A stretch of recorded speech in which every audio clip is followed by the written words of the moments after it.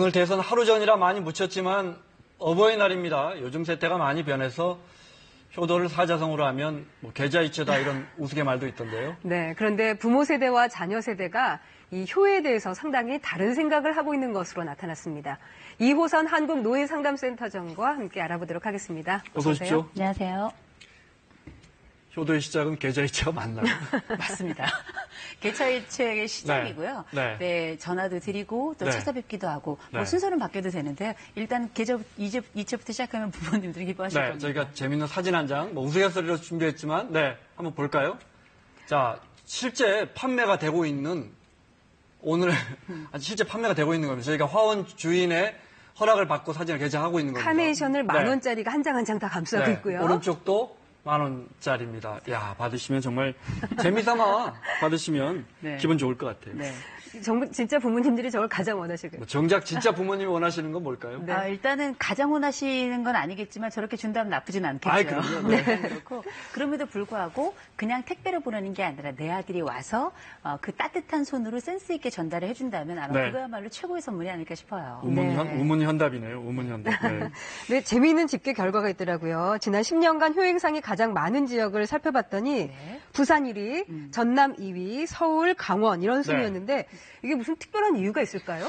지역 차가 나는 게? 지금 이제 효행상을 매년 우리가 이제 그 동백상이라 그래가지고요. 그걸 주고 있는데 이게 매번 우리가 전통을 살리는 것도 있겠지만 그런 분들을 보면서 또 배움의 의미도 굉장히 크잖아요. 근데 흥미로운 건 지금 말씀하신 것처럼 부산, 전남, 서울, 강원 이런 순으로 왔단 말이에요.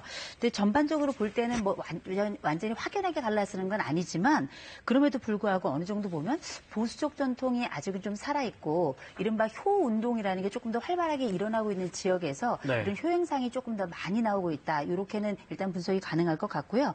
그럼에도 불구하고 전반적으로 또 여성이 많은 특징이 있죠. 주로 또 며느리가 많기 때문에 이제 남성들은 밖에 나가서 일을 하고 며느리들이 이런 일상생활이라든지 이런 부모님 부양이나 이런 것들을 여전히 맡고 있는 이런 상황이 아직은 이어지고 있구나라는 생각이 이 효행상을 보면서 드네요. 그렇군요. 아까도 말씀드렸지만 효도에도 부모와 자녀 간의 세대차가 있다고 하는데요. 함께 보시죠.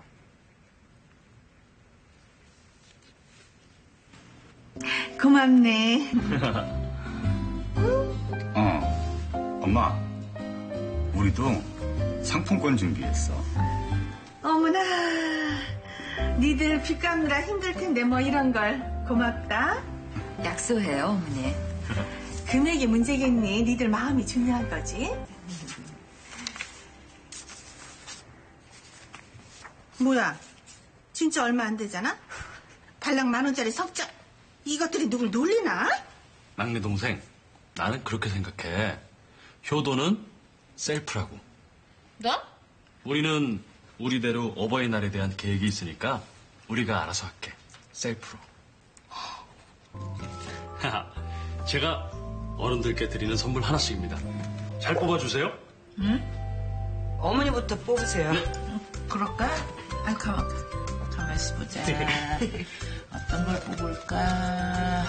아유, 그래, 이거 뽑았다. 어디? 응? 귀남이하고 근산 식당에 가서 식사하기 쿠폰. 조만간 제가 아주 비싼 식당에 가서 할머니랑 데이트 한번 하겠습니다. 아이고, 그런 거야? 아이고, 그럼 내가 아주 좋은 걸 뽑았구나. KBS 드라마 넝쿨즈에 들어온 당신의 한 장면인데요.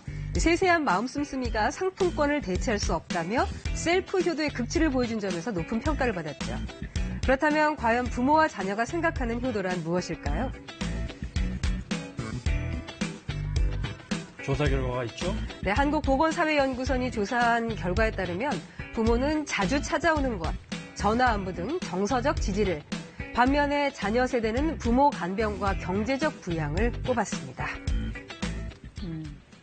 그러니까 부모는 자주 찾아오고 안부 전화 좀 해주고 손 한번 잡아주고 이런 정서적 지지를 원하는 거고 자녀들은 반면에 뭐 간병하는 것도 있겠지만 경제적인 부양을 가장 큰 걸로 꼽았네요. 그렇죠.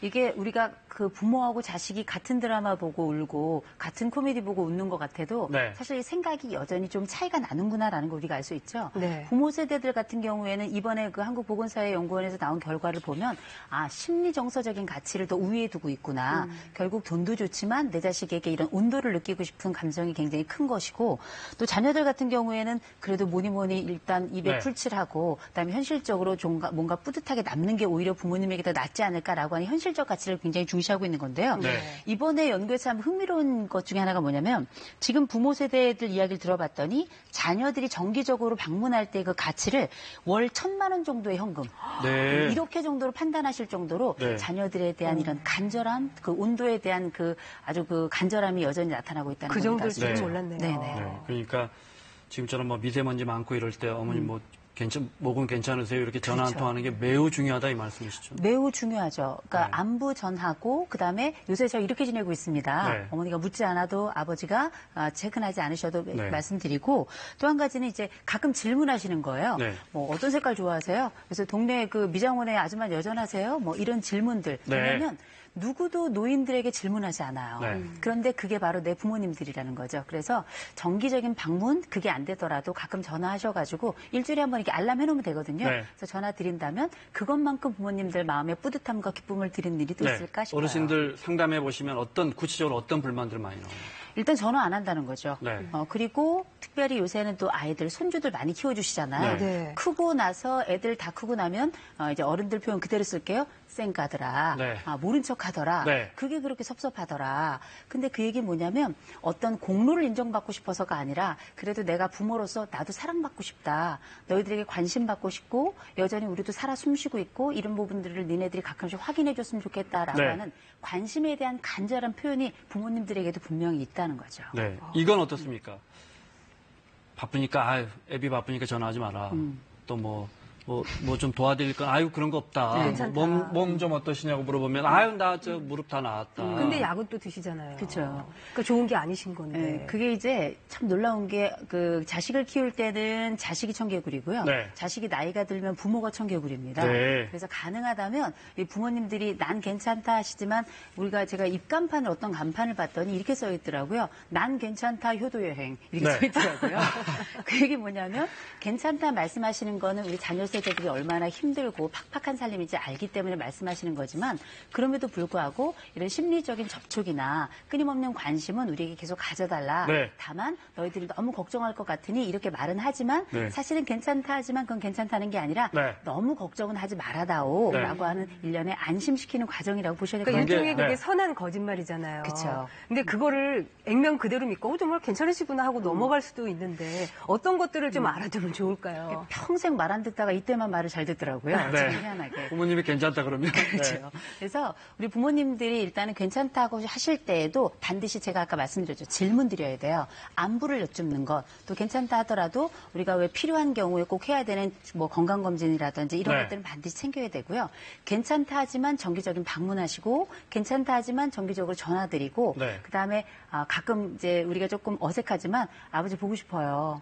엄마 사랑합니다. 이런 이야기 한두 마디씩 날려주시는 네. 게 아무것도 아닌 것 같지만 그분들에겐 그게 치료예요. 실제 나는 어버이날 카네이션 달고 이런 거 번거롭고 이렇게 말씀하셔도 예. 꽃 한 송이 안 드리면 너무 서운하시잖아요. 꼭 사셔야죠. 그렇게 네. 말씀하시니까 카네이션 안 달아도 된다는 얘기는 카네이션을 꼭 보내라.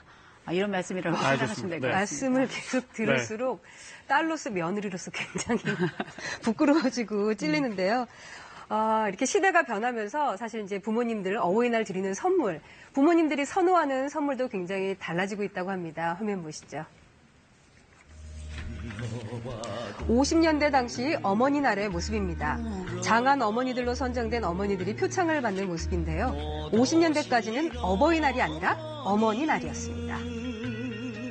넓고 깊은 부모님의 은혜를 기리는 어버이날을 맞아 전국 곳곳에서는 기념식과 경로잔치를 베풀어 어버이의 따뜻한 사랑과 노고를 되새겼습니다. 이 영상은 1970년대 어버이날의 모습인데요. 어버이날로 정착된 것은 1973년부터로 어머니날이 생기고 한참 뒤에 바뀌었죠. 그렇다면 어버이날은 어떻게 변해왔을까요? 80년대에는 자녀들이 선물한 카네이션을 달고 외출하는 모습이 많이 목격됐습니다. 카네이션은 자녀의 사랑을 뽐내는 장치기도 했죠. 90년대부터는 네이, 건강식품, 안마기 등의 선물이 등장합니다. 그리고 2000년 초반에 들어서면서 효도 성형수술이 어버이날 선물 목록에 올랐는데요. 성형수술이 대중화되고 미용에 대한 관심이 높아졌기 때문입니다. 올해는 참 특히한 날은 기대도 안 했는데 너무너무 기뻐요. 하지만 만고불변의 진리. 2000년대 들어서부터 2017년인 올해까지 부모님과 자녀들에게 가장 선호하는 선물 1위는 단연 현금입니다. 카네이션하고 현금 준비했습니다. 네, 교수님은 어버이날 선물 드리셨어요? 네, 역시 현금이죠. 저도 그렇게 준비를 했는데, 네네. 근데 사실 그 부모님들이 현금을 좋아한다고 하시지만 그거 다 모아서 또 결국 손자, 손녀한테 주시고 자녀들한테 쥐어주시고 그러시잖아요. 네. 결국 그 안에서 돌고 돌잖아요. 네. 이제 근데 그걸 우리는 선순환이라고 봐야 될 것 같아요. 네. 이게 사실 과거에는 3대가 함께 살거나 4대가 함께 살면서 그 집 안에서 노동이라든지 아니면 뭐 경제라든지 이런 정서라는 것들이 서로 돌아가면 계속 선순환 구조를 이루었었는데 이제 핵가족 제도가 되면 사실은 우리가 할머니 할아버지의 사랑을 받기도 어려운 시점에 실제 다 큰 성인들과 더 나이든 노인들 사이 이 어르신들 사이의 관계라는 것도 굉장히 서먹하기 그지없거든요. 네. 그런데 이런 그 성인 자녀 세대가 주었던 이 돈을 그냥 가져가신 것이 아니라 이 일부터 떼어가지고 손주들에게 주고 그걸 통해서 기뻐하고 그걸 통해가지고 다시 애들 돈을 다시 뺏어가지고 또 엄마가 또 갔잖아요.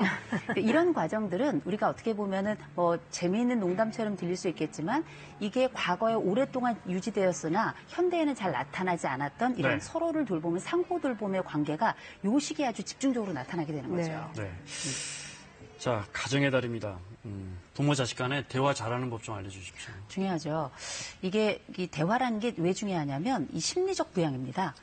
대화는 심리적 부양이고 그리고 나서 이제 현실적 부양이 또 함께 가는 거거든요. 대화를 하기 제일 좋은 방법이 여러 가지가 있습니다만 제일 먼저는 우리가 알고 있는 여러 가지 과정 중에 제일 먼저 주기적으로 전화드리거나 네. 주기적으로 안부를 여쭙는 거예요. 어차피 가족은 전화해도 할 말 없어요.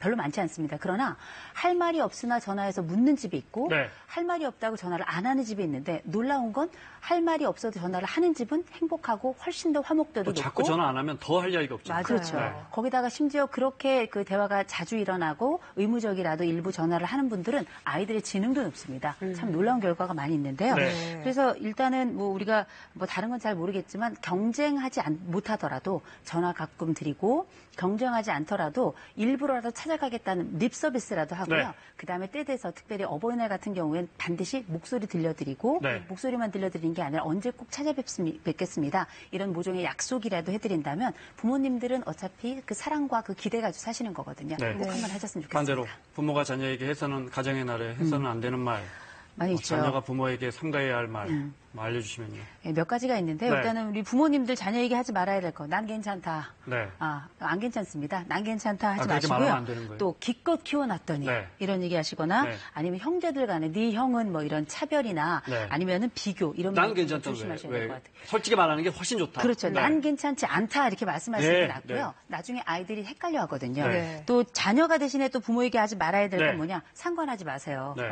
또 뭐 몰라도 돼요. 옛날 얘기 좀 그만하세요. 이런 얘기들. 조심해야겠네요. 그렇죠. 이런 이야기들만 조심하시고 네. 가끔 전화하신다면 사실은 이게 그냥 부모 자식이 살아가는 일반적인 방식이고요. 네. 이런 정도면 우리가 사랑한다 표현하는 것 못지않다 이렇게 네. 보시면 될 것 같습니다. 네. 5월은 아까 가정의 달이라고 했는데 네. 또 그런 우스갯소리도 있더라고요. 잔인한 달, 봉투의 달이라고. 네. 워낙 그렇죠. 행사들이 많잖아요. 인류의 모든 행사는 다 5월에 뭉쳐 있는 것 같아요. 네. 뭐 심지어 부부의 날, 성인의 날까지 5월에 있는데요. 지출도 많지만 우리가 지출이 많다는 건 사람으로서 해야 될 역할이 그만큼 또 많이 있다는 거고 네. 그건 내가 또 잘 살고 있다는 또 하나의 반증이기도 하기 때문에 네. 힘들고 어렵긴 하겠지만 이렇게 챙기는 이런 손길 하나가 사실은 누군가를 고독에서 끌어올리고 네. 또 누군가 내가 가족이라고 느끼게 하고 내가 또 성인으로 잘 살아가고 있고 네. 또 남편과 아내로 멋지게 살아가는 우리는 가정을 이루고 있구나 이런 것들을 보여주는 하나의 거대한 문지방을 넘는 과정이기 때문에요. 5월이 지나고 나면 이제 또 뜨거운 더위가 오잖아요. 네. 그때 진짜 우리 가족들이 더 후끈해질 수 있는 때가 바로 이 5월이 아닌가 싶습니다. 알겠습니다. 네. 자, 난 괜찮다 효도행 명심하겠습니다. 이호선 센터장과 함께했습니다. 고맙습니다. 고맙습니다.